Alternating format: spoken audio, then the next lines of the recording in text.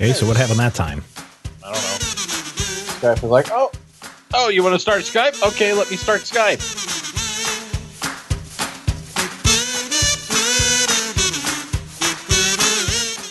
This week on Dueling Review, we take a look at Vigilante Southland #1. Donnie was feeling pretty settled in his cushy life. Even though his girlfriend was politically active, he never gave social justice or racial issues any time.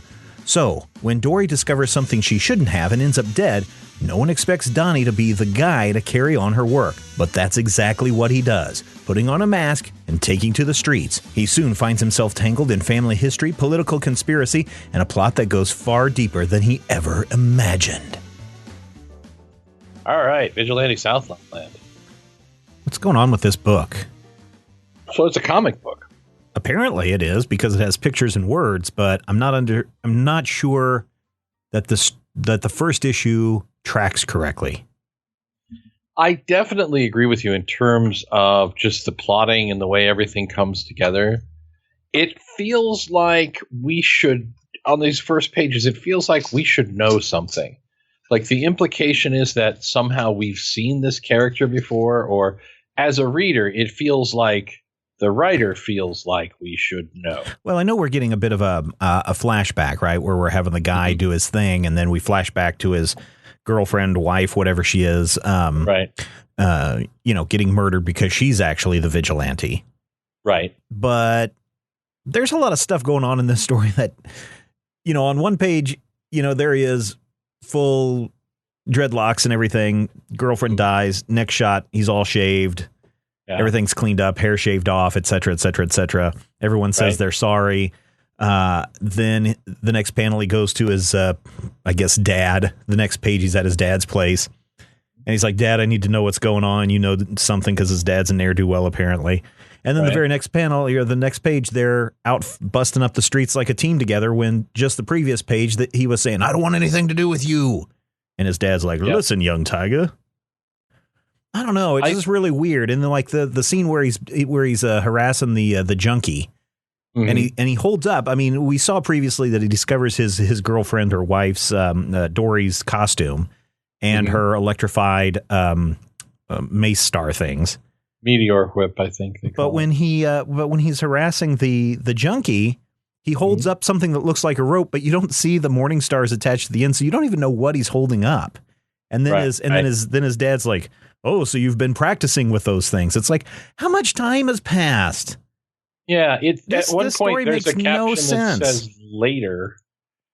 There's a lot in terms of characterization and placement and setting. There's a lot to like here, but yeah, I'm not sure at all about the plotting. I don't know. First of all, the thing about your vigilante is, a vigilante pitch has to be something really, really unusual if it's going to stick. This is like DC's 10th vigilante, I think. And unfortunately, the vigilante people are going to know the most is the cowboy vigilante, right? Because of Justice League animated series. Yeah, or at least definitely the most visible. Right. And even the people who might have read the Adrian Chase stories, that's 25 years ago now. Yeah. Although it wasn't Vigilante in Seven Soldiers of Victory with, was it Morrison? The original Cowboy Vigilante was briefly. Yeah. So I don't know. I mean, I'm all up for this kind of a tale. And here's the weird thing. As I was reading this, oh man, back when we were in college, I had this idea for a guy who had a suit, and it was actually a suit that his girlfriend, who was a police officer, had confiscated, and she had decided that she was going to take the law into her own hands, and she stashed it away at their apartment. She was murdered. He finds it, and then he becomes a vigilante. So there's a lot of similarities between this as I was reading, and I was like, holy cow, this sounds like something I was thinking of, 20 plus years ago. Right. But mine had a lot more nefarious well, yours was set in Gotham City, too. No. Mine was set in a West Coast town, probably Los Angeles. But there was this whole mind control cult and everything going on in my story, which hopefully doesn't appear in this, because if it does, then I'm going to be really tripped out about it. Well, there's only a limited number of things that could happen in the universe. Yeah, true. Go ahead. I think that the big positive of this is the art. Yeah, that was pretty good. I enjoyed that.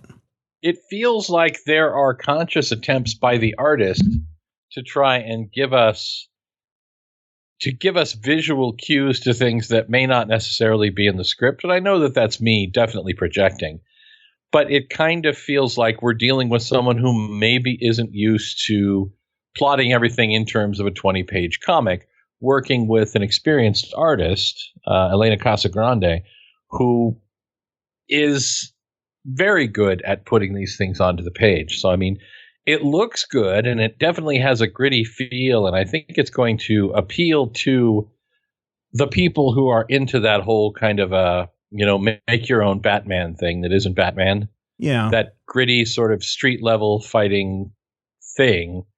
I'm just waiting, especially as we get to that final page, because the final page is really weird.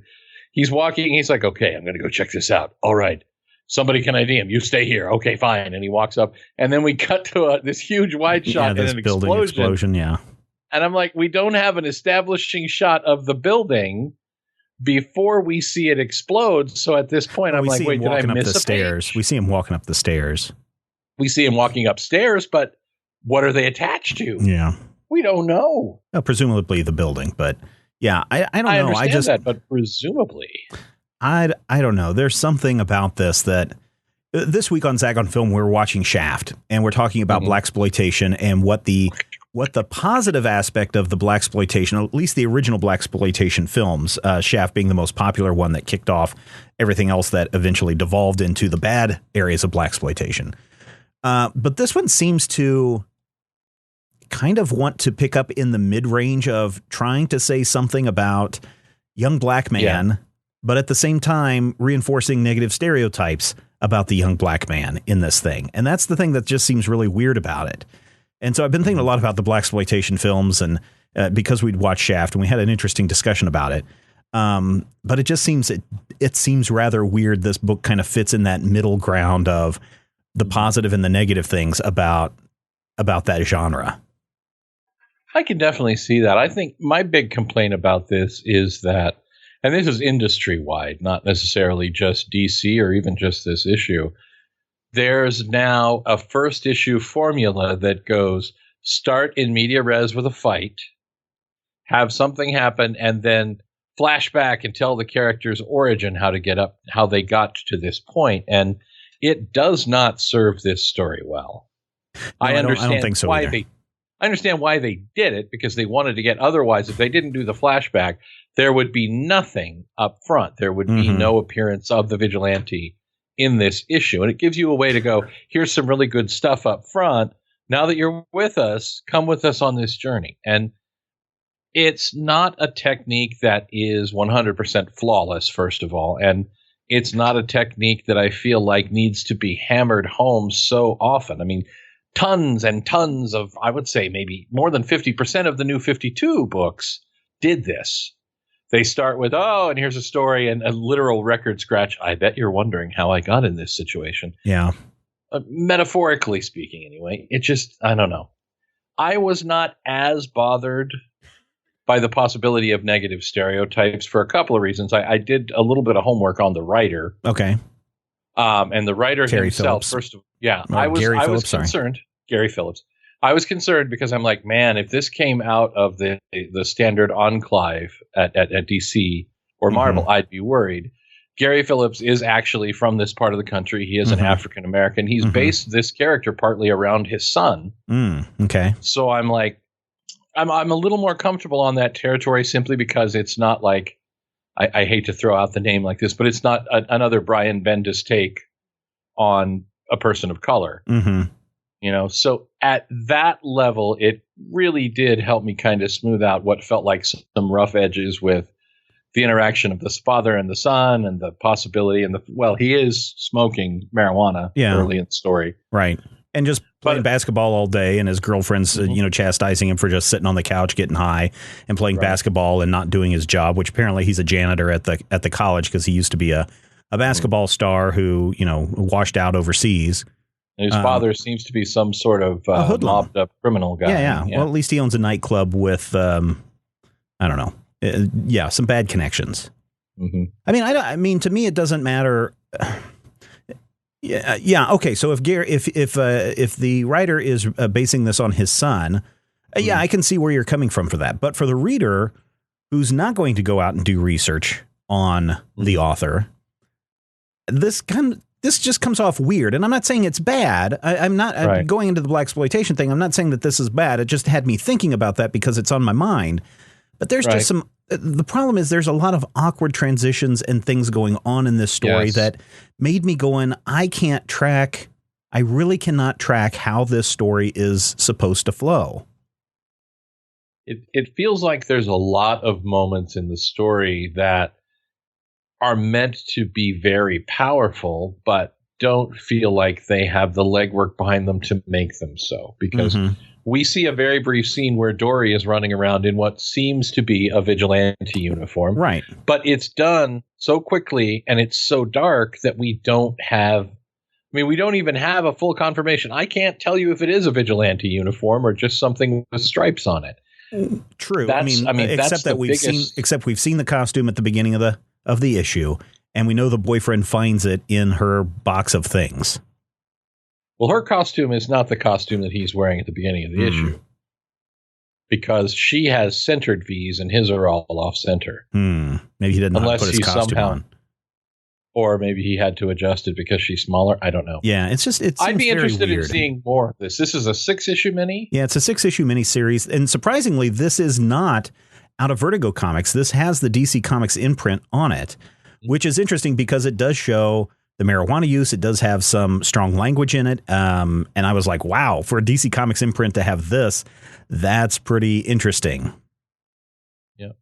And they may be intentionally trying to court different audiences. Maybe. And I don't have a problem with that. But that is totally smart. I just don't feel like this is going to be the comic that sells that concept and really courts that audience or revives the vigilante big time in the 21st century. I agree with you that I kind of want to see where this is going, because I only want to see if the second or third issues fix the big problems that I have with this first one in terms of how the story is going. But again, here's the thing. Sometimes, creators sit and they're like, okay, this story is going to take place over 6 arcs.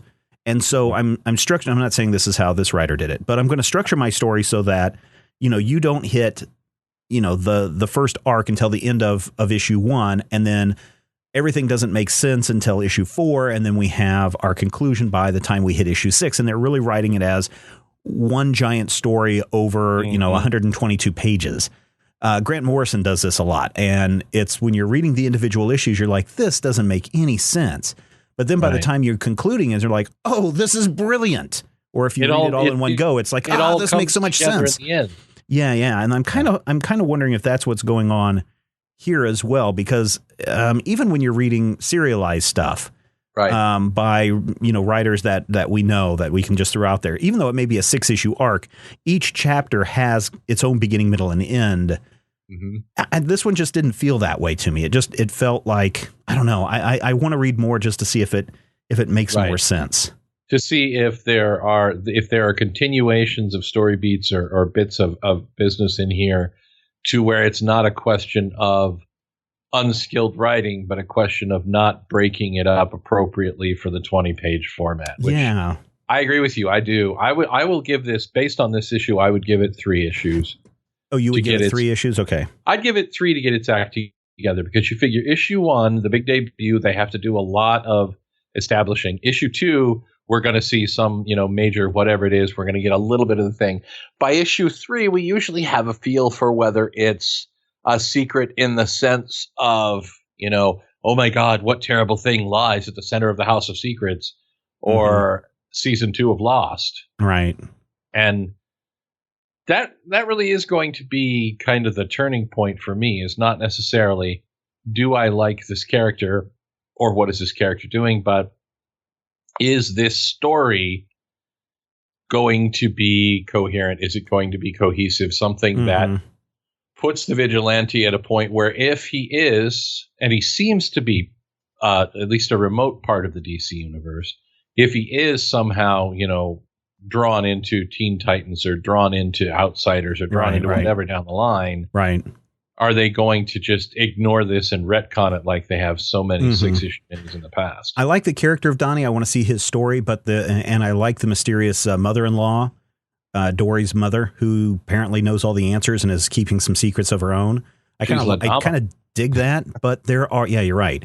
But there are a whole bunch of other things that like people just pop in and pop out, and they're super mysterious and they're super weird. And you only get them for like 2 panels and then they're gone. And it's like, okay, so what does this mean? What is this relationship? What's going on? And it doesn't feel like there's a strong establishment in this. So 3 issues, I'll probably try it that far just so I can see if the story improves. But I feel kind of, if I make the issue 3, I might as well, go all down the hill 6. And go all the way to 6. Well, this week I bought issue 3 of Six Pack and Dog Welder. Oh yeah. And this is going to be that thing, because if Six Pack and Dog Welder is that also a mini? Yeah, it's a 6-issue mini. If it hits the same way issue 2 hit me, then I won't be coming back for issue 4 through 6. But if it hits me the way issue 1 hit me, I could be back for 4 through 6. And it really is that question of, we're at the point now in that series where it's the turning point. Yeah. And I feel like I can give this book at least that much. I can give it a Bendis conversation, which is to say 3 issues, 60 pages.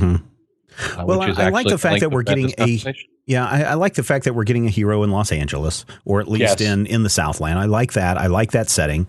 I kind of like some of the setup in this. And so overall, if I were giving this a meatloaf rating or a star rating or, however many thumbs ups kind of rating, this would be, 3 of those. I can't give it a total 5, but I can definitely give it strong 3. It's better than average, but I do have concerns.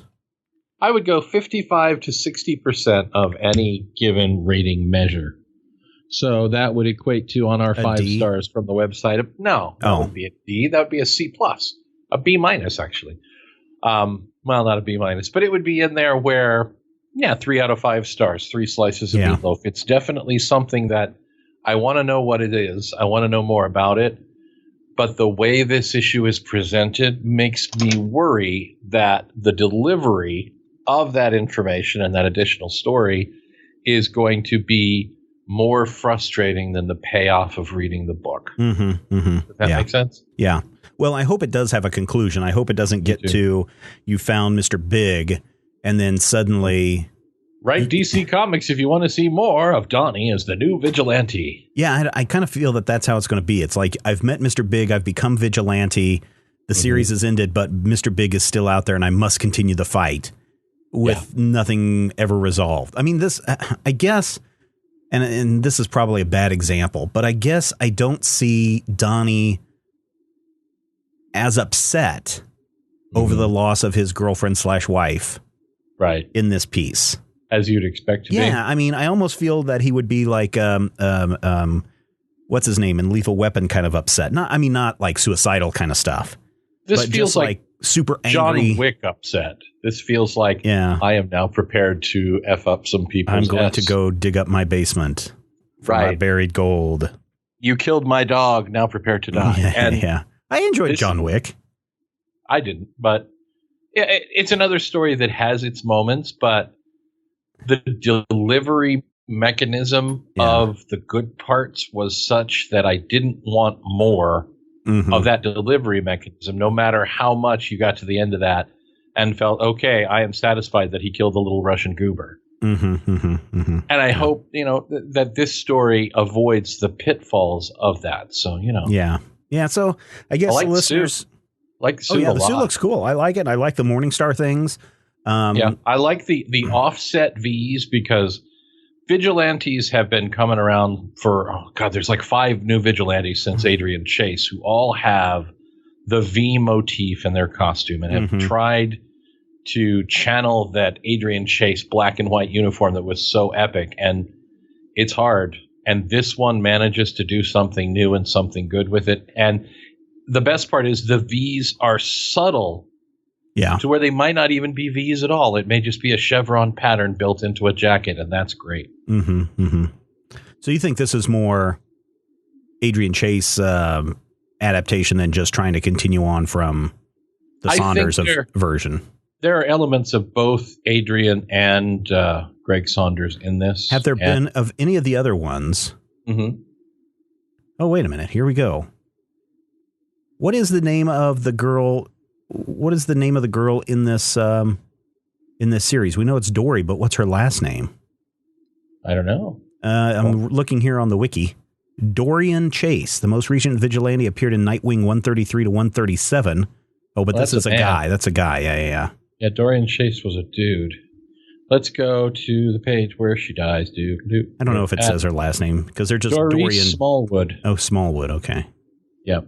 All right. Well, there you go, listeners. Dorian Chase was a guy vigilante, and before that, I remember that one. The only female vigilante, I think, is Pat Travers, who was a Gotham City cop back in the days of Deathstroke in the 90s. Pat Trace? Pat Trace. Yeah, that's right. Okay. Yeah, you're right. In Deathstroke. She's the one who had the white puffy vest over basically Adrian's costume. Yeah.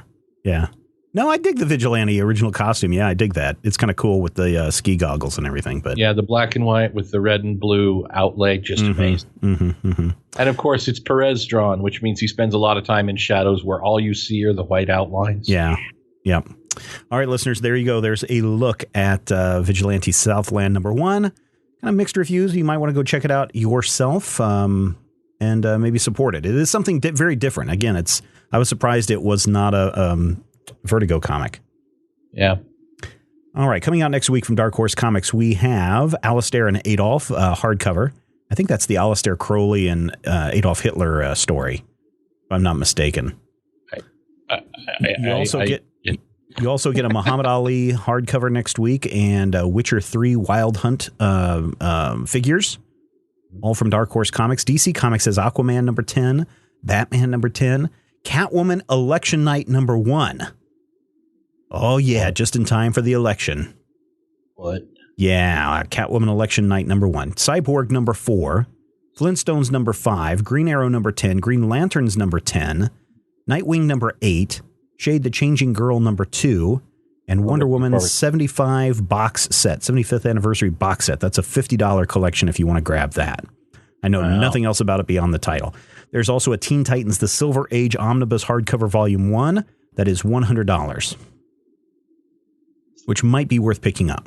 Might be, yeah. Over at IDW Publishing, we have Fear and Loathing in Las Vegas, the hardcover. We have Revolution #4 of 5. ROM #4, Skylanders Dive hardcover. Dive! Transformers Tell All Are One Revolution tie-in #1. Tell All. Yeah. Image Comics has Bitch Planet #9, Eclipse #3, Eden's Fall #3, Mayday #1, Nailbiter #26, and Wicked and Divine #23, among others, including Walking Dead #160. I bet somebody dies in that issue. Marvel Comics has Avengers 1 now. Civil War 2 Amazing Spider-Man trade paperback, Death of X #3. Scarlet Witch #12, Spider-Man 2099 #17. Spider-Woman #13 now. And Unbeatable Squirrel Girl hardcover volume 1, $35 book right there. Wow. That's a hardcover. So take that into account. You think people like hardcovers or soft covers more? I like hardcovers more, but I like the price point on softcovers. I think we all do. And right? I like not having to carry a short box full of hardcovers. Yeah, I agree with you there. That's the equivalent of a small child. The hardcovers do store better, though. On a shelf. Yes. And they look better on a shelf. Yes. Yeah. In the all the rest category, we have Action Lab Dog of Wonder #4. We have Aftermath Big Clean #3. Let's see. Awake #7, Battlestar Galactica Gods and Monsters #1. That looks interesting. Betty and Veronica Holiday Annual Digest #248. Boo, World's Cutest Dog #3. That's the antithesis of the Grumpy Cat thing. Or Yuck, the ugliest dog in the world. Oh, yeah, that too. But I think the publisher of that, was it Dynamite Boom? I forget. They also are doing the Grumpy Cat series. Faith Ongoing #5 comes out. This is the controversial one with Hillary Clinton on the cover. You also have Flash Gordon King's Cross #1. Hellchild the Unholy #1. Josie and the Pussycats #2. Mercy Sparks Year 1 #1. Let's see. Sonic Mega Man, Worlds Unite, Trade Paperback Volume 2, Broken Bonds. And finally, we have coming out next week, Zombie Tramp Ongoing number 29. And there are 6 different covers you can get for that one. So there you go. Those are some of the titles coming out next week. There's your regular cover. Yep, you can find all this list updated Monday at majorspoilers.com. Next week on Dueling Review, Southern Bastard. It's number 15, written by Jason Aaron, art by Jason Latour. It's a Jason tour de force. Coach Boss holds sway over Craw County for one reason. He wins football games. But after the biggest, ugliest loss of his career, the coach must become more of a criminal than ever before if he's going to keep ahead of his enemies. Enemies like Roberta Tubb, who's come to town with a machine gun and some serious questions about how her daddy died. You can show your support for this show and everything we do at Major Spoilers by becoming a patron at patreon.com/majorspoilers. Your contribution allows us to keep this show going, pay for our growing costs, and gives us the motivation to produce more content for you each and every week. Plus, you get a lot of extras as well. Head over to patreon.com/majorspoilers. Thank you so much for checking out Dueling Review, and we will talk with you next time when you'll hear Matthew say, "Old man, look at your life. I'm a lot like you."